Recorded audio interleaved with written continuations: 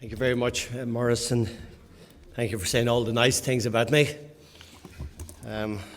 Everyone doesn't do that, so I really appreciate it. Morris, I want to thank you very much for the invitation to be here, and I want to say it's a great honour to be with the CEO and Executive Vice President of the World Jewish Congress, Robert Singer, and all of the distinguished people that are here. All of the ambassadors and all those who have travelled from so many parts of the world, including all our Irish friends, Archbishop and Rabbi, and all of the many people in the Jewish community that I know so well here. It's great to see two of my former colleagues who I spent most of my life arguing with, but always friendly, Alan Shatter, Mervyn Taylor, who have spent so many years in Parliament with too, and very successful politicians in our society. I was going to talk about something real serious, and then I said, God, I couldn't do that after being listening about Guinness all day, and I realised you were in Donny and Nesbitt's last night, a very important place. It's the intellectual wing of the Irish Parliament believe that that's where the country is really run from. Of course, they're right, but I never frequented it too much except Christmas Eve because I knew they were all gone back to their constituencies. So it was a safe place for me to go. But the Guinness headquarters, I certainly, and Marsh's Library, I know you were there as well. So you've really had an exciting trip. Way back when Morris told me about the success of how he had won this conference for Dublin, he came to talk to me, and we were talking about some of the issues that I've been involved in the Middle East. I've been there, as many of you know, with various groups and through various parts, meeting everybody. We've met all sides, groups. Recently in Harvard, we did the same with some very intensive negotiations, and on it continues. I'm not going to talk about any of those because I think you realise many people involved are doing so on a private basis, a confidential basis, and I have to keep the Chatham House rules. But I will continue to be engaged and involved. And I thought earlier on today I was going to join up with you for a tour of this particular establishment, Dublin Castle, but I know that you ran late with the president, so you didn't get the opportunity. But this castle is situated very much at the heart of our city, very much part of the historic Dublin, and I know you would have enjoyed the tour, but the castle stands very much on the high point of the city, very much on what was the entrance into the city. It's the highest ground in this locality, and the highest ground of what was the centre of Dublin, at the junction of the Liffey and the tributary of what is now an underground river, which was the Poddle. That's where Guinness was made. I'm not sure if the Guinness was from the Liffey or the Poddle, but anyway, just downstream is where Guinness started off.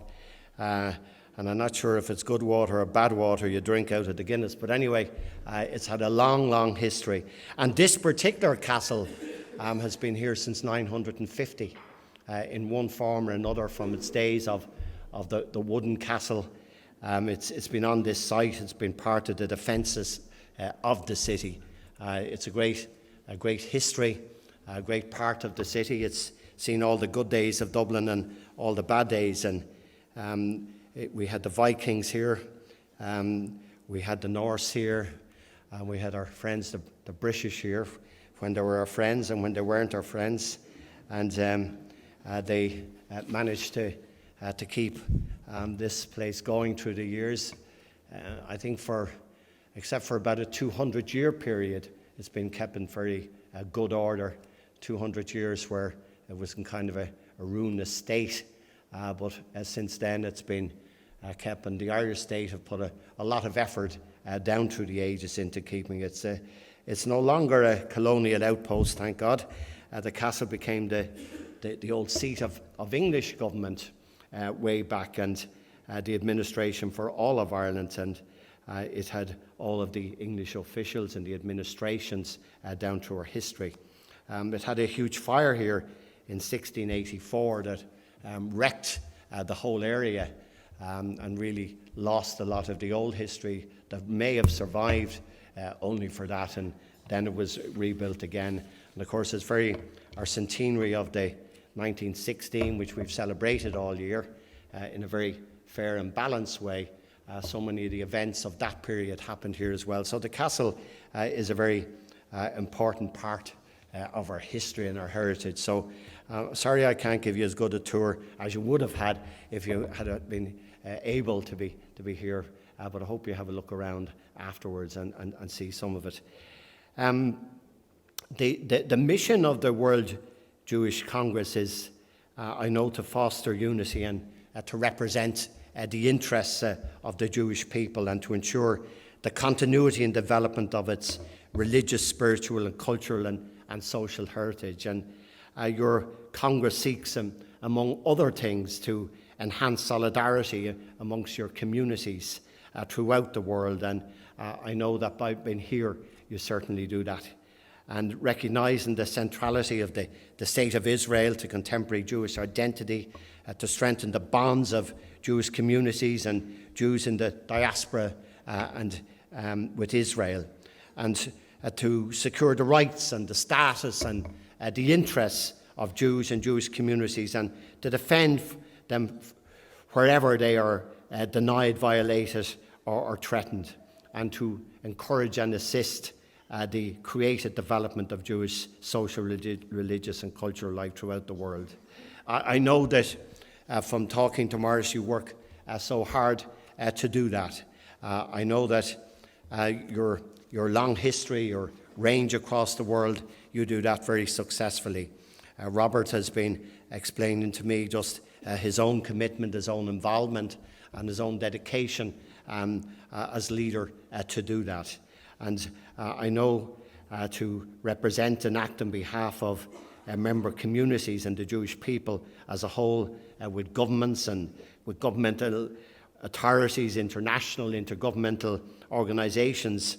It is a huge task, and to be here in Dublin is a great honour for us. I think a great honour for people of this country and this city that you chose here to deal with some of your important ongoing work.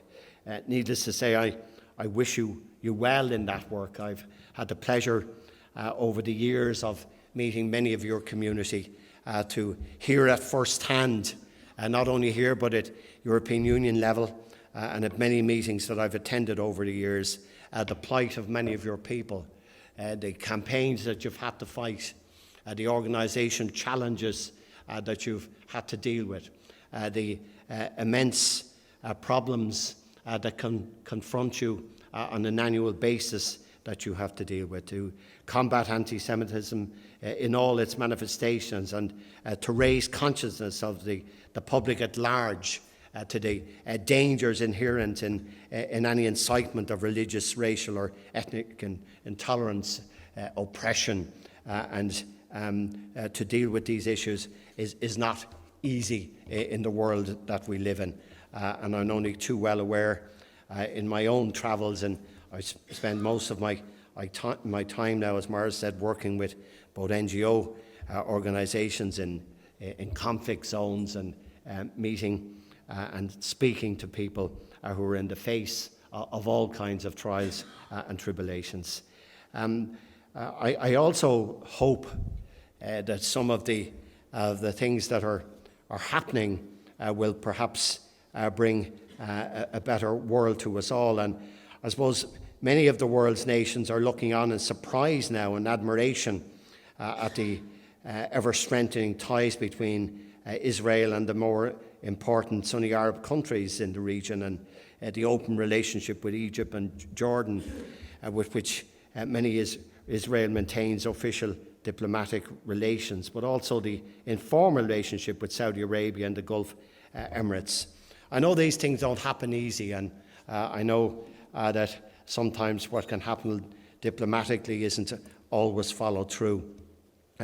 You and I are both conscious that people have to carry their people with them, but hopefully the changing of generation in some of these countries will help that as well. And I know there are many challenges facing these countries, but hopefully the new spirit of solidarity will help to change things and bring things about.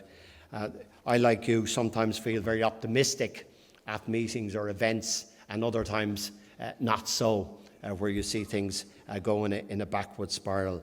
But I do hope things can move ahead. And of course there are uncertainties. There are uncertainties about which directions the United States will move now. I've listened to that last week and in the last few weeks in Eastern Europe. Hopefully things will move in a positive direction. I have to say I took some heart in some of the decisions of some of the things I heard, that maybe some of the issues that were set out in election campaigns move on. In Ireland, we have a great habit of every single thing that we say in election campaigns we fully implement. And every one of them is always to everybody's satisfaction, I don't think. But anyway, as we all know, maybe these things will move on. Maurice asked me just to say a few words about our own conflict here, and I only want to say very few words about it. But it is my own view, and I think the view of all of us in Irish politics, that we're dealing with Northern Ireland and dealing with our own conflict in this island that went on for a long time. It depends when it started and where it finished, how much time you have, but certainly for 30 years. And I suppose for any successful process of reconciliation following a long conflict, it's crucial to remember peace has to be built step by step, as you all know. It's gradual, it's a slow process, and no one can ever think that peace and reconciliation will happen simultaneously or instantaneously following the wave of a magic wand. It takes time, it takes courage by a lot of people. It's a prize worth persevering for, and I believe it's the duty of every democratically elected politician to do so. What, after all, is more important than peace and the prevention of conflict and killing? And for those of us who were involved in the Irish peace process, and it went on for a long time, the political trick, if there was one, was to get agreement on the smallest issue and try and build on that. It took time for us, it took human nature, it took psychology. And when you showed people from those communities that were divided that they were not mortal enemies, they did not have horns and were capable of reaching out, confidence grew, and a lasting peace could be made. And in my view, it is important for people to persuade people that peace could bring long-lasting economic and social benefits. We persevered, and through all of the difficulties of the conflict, and just to put it very short, along with the Good Friday Agreement, the St. Andrews Agreement, we made, I think, what is substantial peace. Do you ever get to the very end? Is there not always legacies of the past? Is there not always ongoing work? Yes, there is. But I would stress that no two conflict situations are the same, and I never, ever, anywhere try to make parallels between one conflict or another, nor do I ever try to preach what I believe would be a solution in one place that worked in another, because that is not reality. It's not real politics either. I do believe, but that there are some elements of a situation in Ireland that can be drawn in developing conflict processes elsewhere.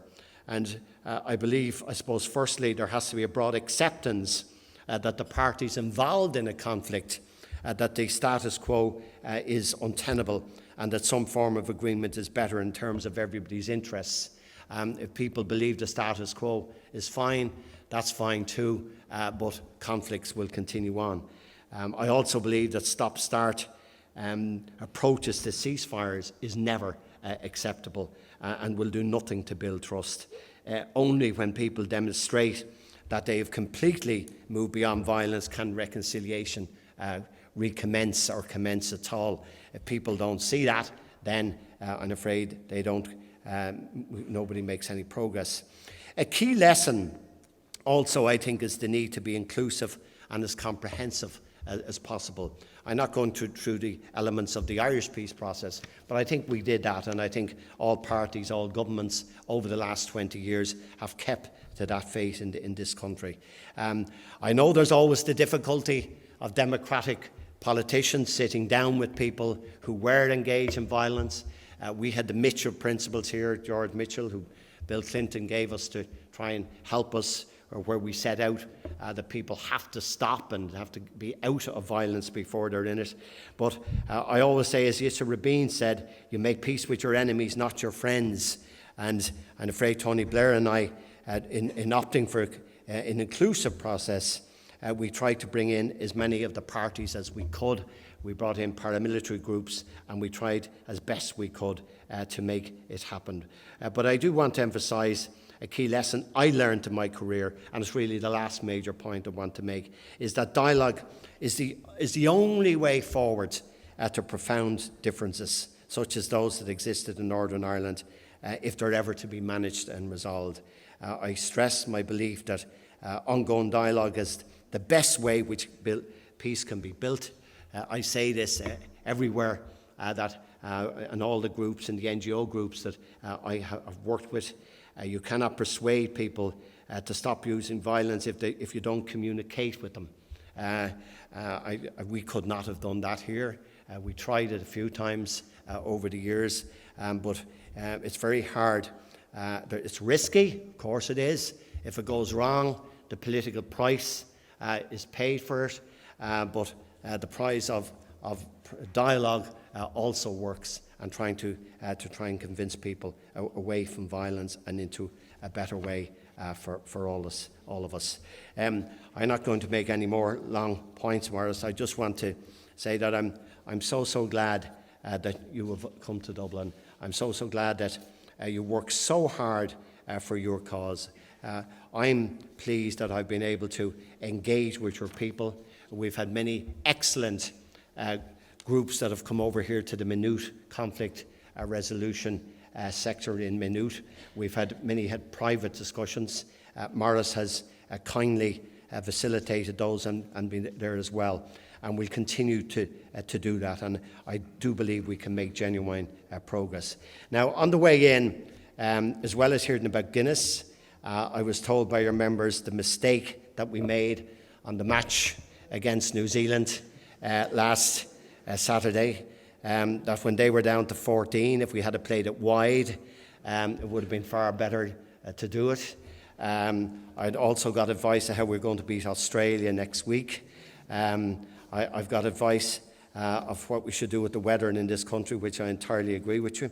But I can promise you this, that by midday tomorrow, we're going to get a high trough over Ireland. The weather is going to improve, and just about the time when you're finished your meeting and time for you to go doing some more sightseeing, the rest of the week is to be extraordinarily good.